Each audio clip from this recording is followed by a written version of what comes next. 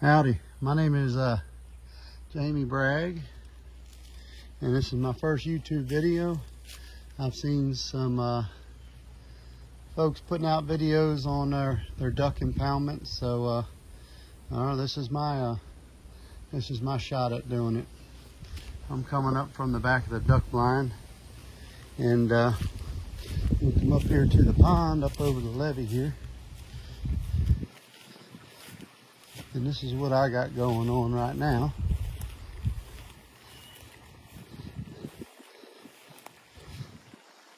As you can see, I'm slowly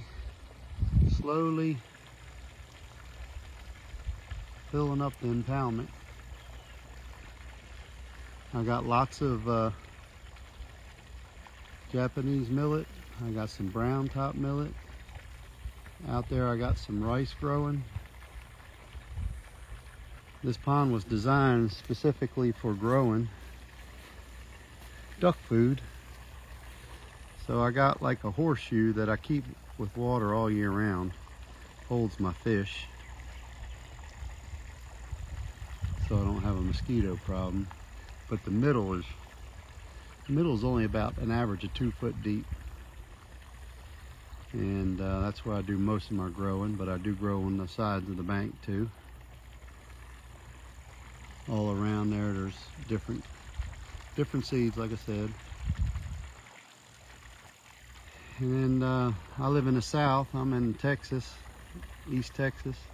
We get droughts quite frequently, so you can see out there I got sprinklers hooked up out there so I can water. A lot of the stuff now is already matured. I got some stuff still growing in the middle. But this right here, and I'll show you the source of this pump in a minute, but I got 3-inch line coming in. I got a 3-inch trash pump that pumps in when the creek is flowing. I still got to bury that one. But over here where the water's coming out, this is a 2-inch line. I had a water well dug specifically for this purpose, to fill up the pond. And it's I had the well dug up close to the house. It's pumping 500 foot exactly. And I do have this buried. I had my son-in-law come out and he trenched the 500 foot for me. But and I got it raised up to kind of be on a dual purpose. It fills up the pond, but during hunting season, I got my well on a timer. I can run it however many hours I want. Like come duck hunting time, what I plan on doing is having it click on right before daylight and run it for whatever, probably like 3 or 4 hours in the morning. And that'll be, I gotta raise it up just a little bit, but that'll be at just about water level. So it's gonna make, I'll get to use that to make ripples on the water, movement on the water. I'll put a couple decoys by it, and I always have movement out here. It's got a little breeze today, but typically it's pretty calm out here. So we all know movement on the water is essential for decoying birds. So let me take you down here and I'll show you where my pump, when Mother Nature is kind, which hasn't been very many years. At least the last 2 years we've been in a drought situation. But down here I got my pumping system. And it is a Harbor Freight Predator 3-inch trash pump. And buddy, it pumps some water. I'm using oil field tubing, poly tubing, which is awesome. Both for my suck line and my discharge line. There's the creek now. I actually got a little water that I could pump. But here's my pump set up. as I've seen before on other videos, it only comes with like a 2.5 gallon tank, which is not going to run very long. So what I did, I got me a boat gas tank, and it's this one here is I think it's 5 gallons. So I got me a fence post, chain link fence post. This right here is it's actually a hinge off of a farm gate. Just bolted it up, and I hang it up there so it's on a gravity system. Just drill me a hole. Found me a nipple at O'Reilly's. I got the gas tubing from O'Reilly's too. Got me a filter hooked up, gas filter hooked up, and then I got this here, which I've learned helps out tremendously. When you run the pump dry, if you run it for a certain amount of time and it dries out, I mean it it uses all the gas, runs out of gas.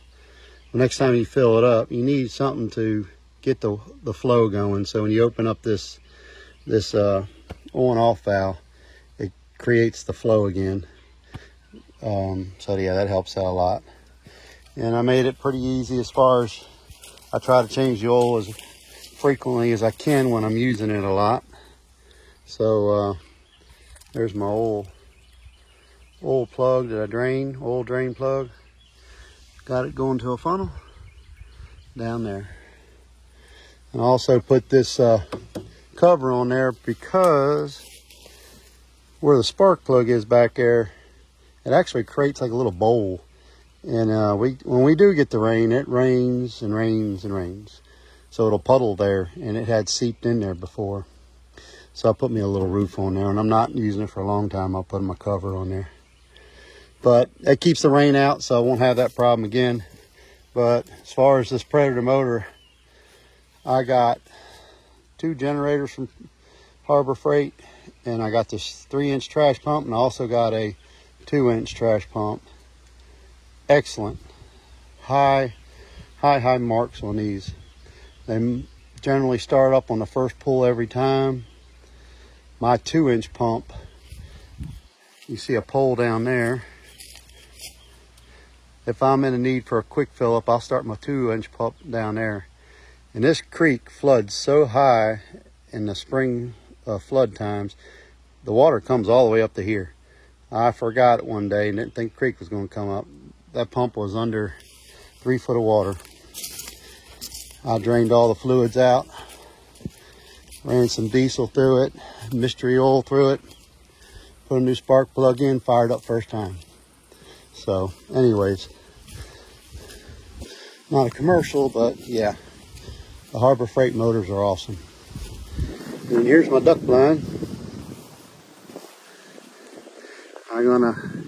I planted a lot of vegetation around it to give it natural camo, so I don't have to brush it as much. I'll still brush it. I still put a bunch of pine on the roof and have it draped over. Oh, it's awesome. It just literally becomes invisible. And I had the benefit of this pin oak up there. Drop acorns all over the place, so yeah, I got pin oaks growing all up in the front, so I don't have to brush the front. So there's really very little I got to brush. It won't take long this year, but there's a little peek. I'll give you a better view of that duck line on the other side. But I'm not a carpenter by any means, but my wife and I, on a weekend, built this, and I'm very proud of it.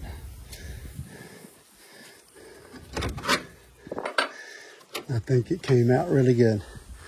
Dragonfly, that's for good luck. But here's when it's raining or whatever, you can sit back here. I'll put my bags there, got hooks up. Got me a nice cooler, put my drinks in there, and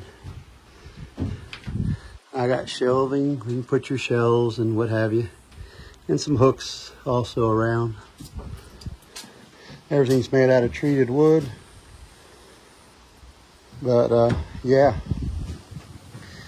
We do really good. I don't know if you can see her.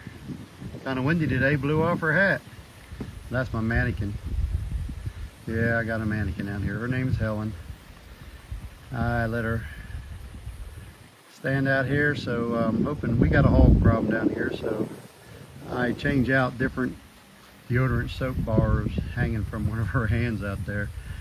Help to deter the hogs, so the hogs don't come in here. Hogs can come in here in one night and destroy this whole thing, so I monitor it very heavily and kill a lot during the summer.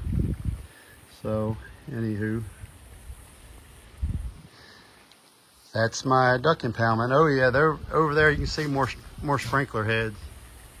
So this pond here, when it's all full, there's a levee there. If you can see the green strip right there in the middle, it'll overgo that levee there and fill up that, and that's a whole nother Japanese millet, brown top millet, and some buckwheat. And I'm gonna try the buckwheat this year, see if the ducks like it. So I added on to the original impoundment. So yeah, I'm excited. I'll post another video when it's all the way filled up. The only thing I'm gonna add to it is probably some duckweed. I got some growing over there. A lot of folks, ornamental pond folks, hate duckweed, but as you're a duck hunter, you know the ducks love it, especially the gray ducks and the wood ducks. But I got some growing pretty good. I'm gonna transplant some more to get it going. So anyways, I'll make another video when it's full. I'm excited. I jumped pretty much wood ducks so far, just up to about 15 wood ducks every morning out of here. Had some blue-winged teal in here yesterday morning, so that was pretty cool. But we'll see. I'll get back with y'all. Y'all have a good day.